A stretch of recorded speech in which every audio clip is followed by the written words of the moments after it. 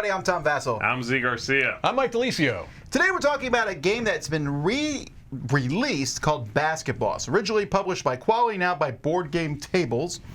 And it's almost the same game. There's some minor differences. I mean, the look Very different. is tremendously Very different. look, yes, yes. It's a game in which you manage a basketball team, and I almost have to tell people that right away. Yeah.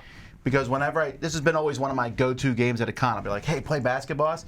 People are like, I don't really like basketball. I'm like, it doesn't matter at all. Right. This is about managing a basketball team, but even that doesn't matter. It's about managing numbers. Yes. I'll show you how to play it. A game of Basketboss takes place over 6 seasons. You always have the inaugural season and the Team Legacy, which is the final season, but the other 4 seasons have cards that you're going to randomly put in there, and these will change the rules of each season. And so the first season, there are no special rules. Each player has a team: the Beatles, the Mountain Goats, the Ghosts, the Ants, or the Bears. When you have a team, you have 5 starting players covering the 5 different positions, like the center, point guard, etc. Each of these players is a different color. Your team is going to have a certain strength, and that's going to matter because whoever has the highest strength over the course of one of the seasons is going to win that season. Your strength is equal to the number of stars, so 1, 2, 3, 4, 5, plus the number of different colors. Again, 5. What you want to do as the game goes by is to have players who are going to give you strength. So maybe I would take this player and replace him. I still have 5 different colors, but now I have 4 extra stars. So instead of having 10, I'm up to 14. While if I cover this person up, I might do that. I add 3 stars, but now I'm down to 4 colors. Also, as the seasons go by, your players are going to change. Sometimes, in the case of, well, for example, John Magicson, he's going to go down tremendously, while Kevin Timbernet has kind of a boring season, but then in these seasons does incredibly well. Each season, you're going to reveal a certain number of players, and the number of players you reveal is going to determine by how much income is shown, because in between seasons, certain players provide you with income. All your starting players provide you with 1 income, but it's possible that other players you get will provide you with none, or in the case here of Mike Al Bowman, he might provide you with even more. And after that, it's going to be simply, as you start with each player, the players of the game, trying to get the players here, each of them you're going to have an auction for it. So one person will go first. You say how much you're willing to bid. You can put that amount on your bid card. Everyone but the starting player starts with 11. The starting player starts with 9 at the beginning of the game, but you're going to get more in between seasons. You put how much you're willing to bid. If you don't want to bid, you put your other card out and say you're going to pass. You just keep going around the table until everyone but one person has passed, and that person gets the player, and the next player after that will start the auction on the next player. If everyone passes on a player, nobody gets it. At the end of a season, you're going to look at your players and see who has the highest strength, and that person is going to get a trophy. Now, I have these upgraded metal trophies. The regular trophies are just cardboard trophies, so keep that in mind. But these trophies are worth a certain number of points. We have 10, 7, 4, and 2, although you don't use all 4 trophies are only used in a 4-player game, a 5-player game. In a 4-player game, you use 3 trophies. In a 3-player game, you use 2 trophies, and in a 1-player game, you only use 1 trophy. You're going to be collecting these trophies where they'll be worth points at the end of the game. After the trophies are handed out each round, you are then going to hire advisors. Whoever has the lowest strength is going to pick one of the advisors first. There are multiple advisors that you can take. Like the referee here gets +1 strength, because he's on your side, I suppose, and you win ties on that scoreboard. You also get half the winning bid rounded up for players that are tied on the scoreboard, because normally if there's a tie, you will bid to see who wins that tie. If you just take the MVP, no special power, but you get a victory point ribbon. The talent scout, you can bid the same amount as the last person, so instead of increasing your bid, you just say the same number as them. This person can age one of their players, so you can move up. Maybe you want those higher stars on a player as time goes by. This person here, when you pass on an auction, you simply get $1. This person, you don't bid for and cannot be affected by injuries, and you may choose one player who doesn't age at the end of a round, since most of the players age. Now, you might wonder what that means by injury. There are 2 of these in a deck of injured players who come up, and everyone's going to bid to not take this player, and this will just basically take one of your players out for a particular season. So after 6 seasons, and again, there's going to be different things here that will affect the seasons. After 6 seasons, everyone is going to calculate your team's strength.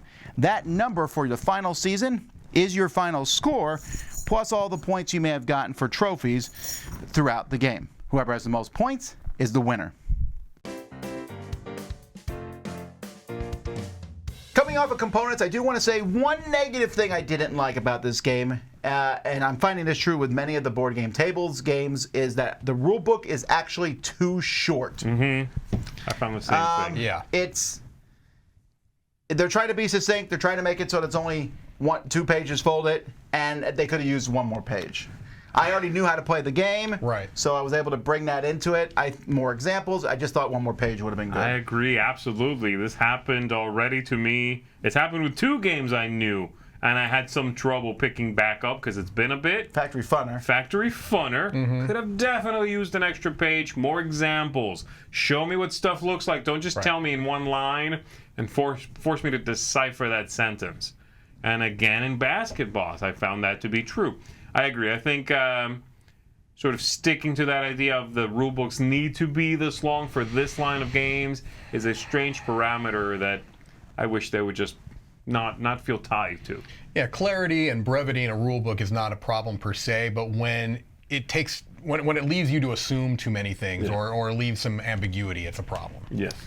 Other than that, though, I really like the way this one is laid out. I like how the original one, the way the players were like tiles and slid. Here, them being cards sliding underneath works really well. Yep. I like the look of the game. I don't mind the very mild little humor in the names of the players because, first of all, you barely notice them. You have to be looking for them.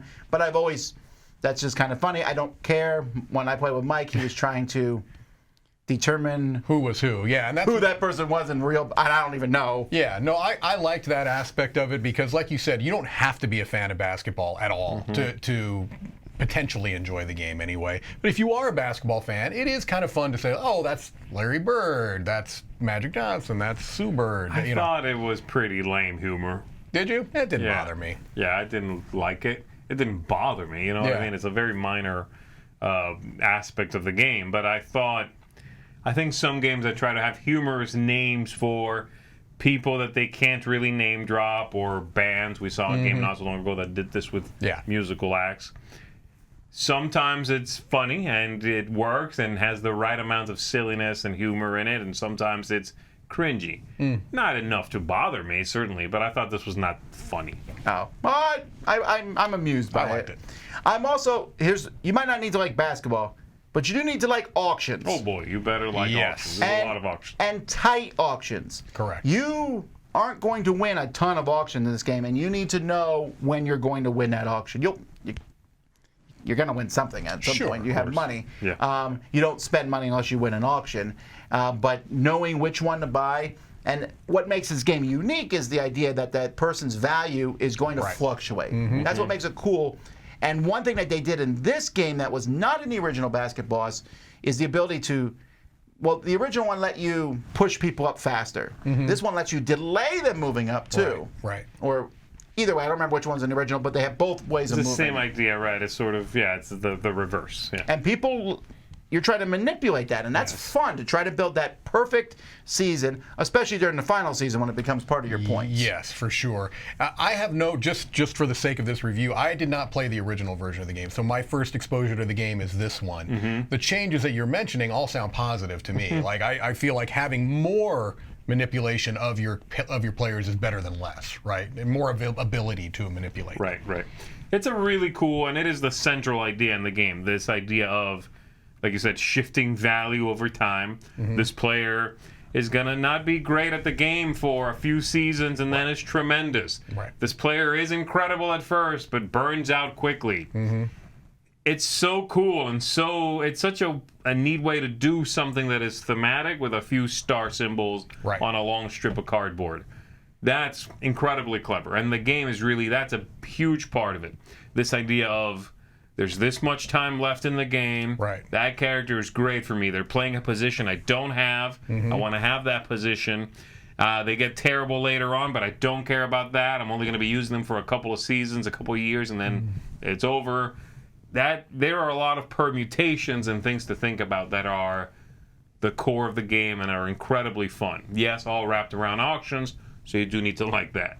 Yeah, for sure. I think my favorite aspects of the game are, I do think it handles auctions well. I tend to like auction games. That managing of the star system, but equally as enjoyable to me are the special power, those cards that allow you to do something. And when you're in last place, you get first pick. Right. That's a simple thing, and it's in a lot of games. But in this one, it's a nice consolation prize. Like, I just got kicked around. I got no trophy.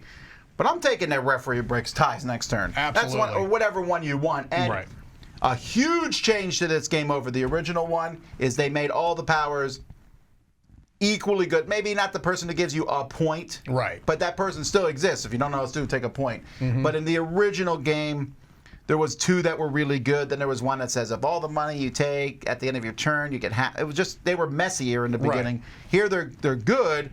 And of course, there's one that's a little bit of a guessing game where, like, I'm protected against not having to take the injured player next round, which I'm not going to mention. One of us has incredible luck taking that. That could be huge. I mean, it really can. That can. But you're right. You're taking. It's speculative. You're thinking. There's a little bit of probability you can play into it, depending on where it is in the game, how many of them have shown up, if at all. But it's a really nice option that's there, and that was a part of the game that was probably the part that surprised me the most. I guess I didn't. Until midway through that first game I played, I didn't realize how impactful those cards can be, and they can be super impactful. Yeah, so what do you think of it overall? I really enjoyed it. Again, I don't have the background that the two of you did. I like the look of the game. Everything you've mentioned, that is a change, I think, as I said before, is a positive one. I feel like it also plays in a really perfect amount of time. You know, it doesn't feel like it's snappy, right? Every turn is relatively quick.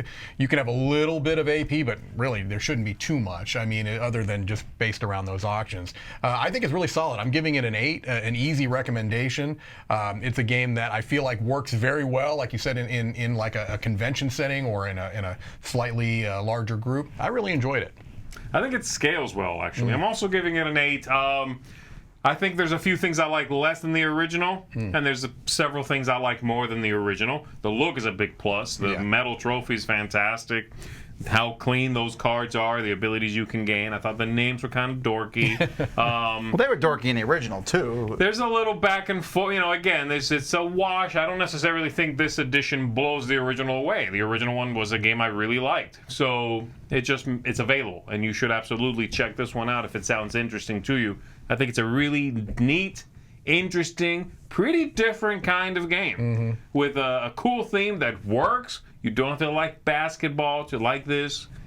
This is a solid game. It still was then, still is now. I can definitely see why they reprinted this. Solid 8. Yeah, for years this has been one of my, like I said, one of my go-to games. I'm like, I'm sure you haven't played this. Right. And then people are like, not sure what they're getting into, and it turns out to be a fun game. I'm also at an 8 on this. Oh, wow. It's just a very solid. I actually think this is way better than the original. I like the original fine, but I think this one, the components are nicer, and it plays very smoothly. And I think the cards that you take, those special powers, are much better than the original game, and that changes it a lot for me.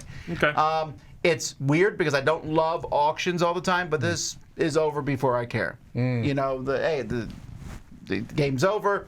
We had a good time. And like you said, I think it scales well. It manages to feel like you're actually like trying to take that player too. Yeah. Which is an auction, certainly is mechanically an auction, but it feels like an offering. Yeah. You're like, come play for my team. That's true. That theme works. It works. It messes with you enough to make that theme come to life. It has a good level of interactivity too, obviously. You can kind of see what other people are going for, and you could play around with the auction. I always like games where the auction is not necessarily, you're not always necessarily bidding on what you want. You're trying to raise what other people have to pay for something that you know they want. So, yeah. Well, there you go. That is Basketboss. I'm Tom Vassell. I'm Z Garcia. I'm Mike Delisio. All right. Have fun.